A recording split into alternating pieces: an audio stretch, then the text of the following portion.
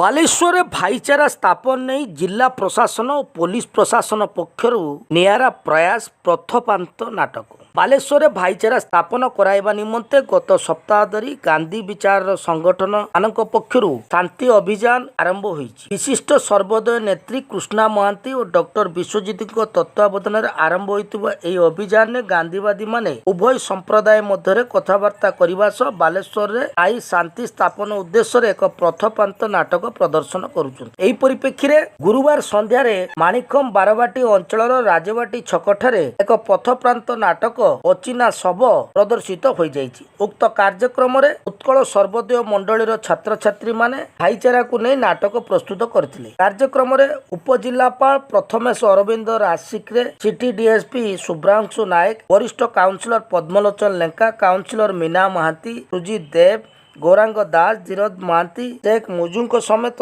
बहु अंचलवासी, बुद्धिजीवी, मुरबी और जिला प्रशासन, पुलिस प्रशासन कर्मकर्ता माने उपस्थित रही किपरि भाईचारा स्थापन होई परिबो से दिगरे प्रयास करथिले। निश्चित भाव में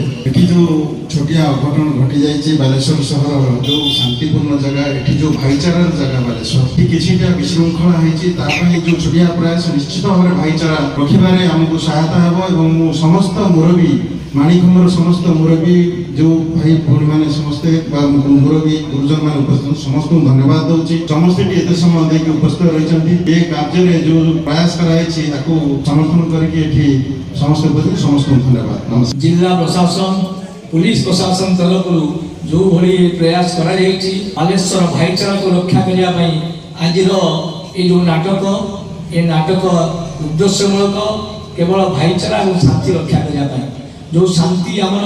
व्याघात घटी 17 तारीख ठार आज पर्यंत आस्ते आस्ते शांति फेरी पाचे आम आज जो नाटक देखिले एम निश्चित भाव शिक्षा लाभ करवा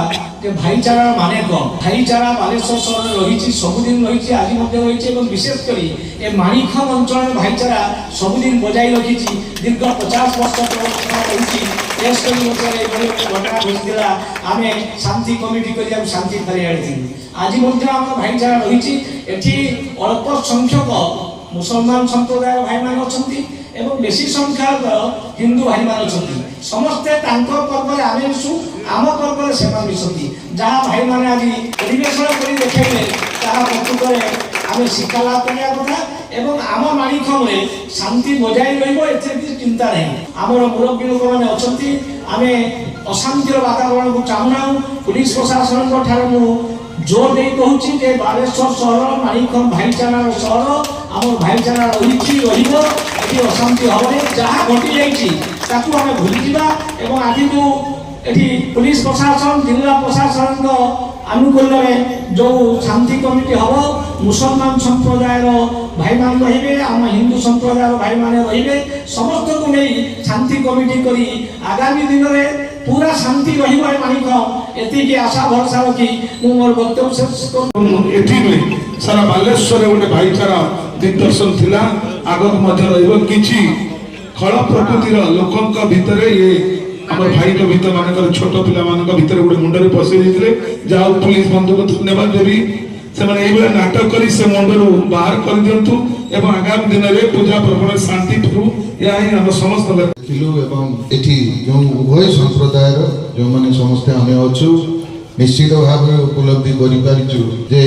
भाईचारा ही सबुठु बड़ कथा आमर ये अंचल बारबाटी कहतु माणिकम कहतु दामोदरपुर सेलपुर कहतु ये पाखापाखि से बागुंदान कहतु आमर सब एठी भाईचारा आम रखी आसु विगत दिन रे केबे भी आम मध्य मनोमालिन्य हो नथिला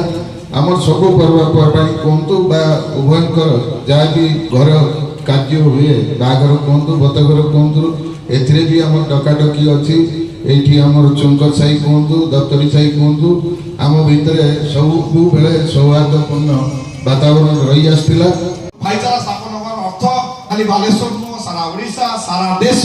एकता सूत्र बांधि तेणु आम जो बहु कष्टलब्ध स्वाधीनता पाई स्वाधीनता को बंचे रखा हेले आमको समस्त हिंदू मुसलमान सिख ईसाई समस्ते एकाठी आम देश को आम आगू नहीं पार आम देश भारत वर्ष सब आगू ତେଣୁ ଆପଣମାନଙ୍କ ପାଖରେ ଏଇ ଅନୁରୋଧ ରକ୍ଷା କରି ମୁଁ ମୋର ବକ୍ତବ୍ୟ ସାରିବି।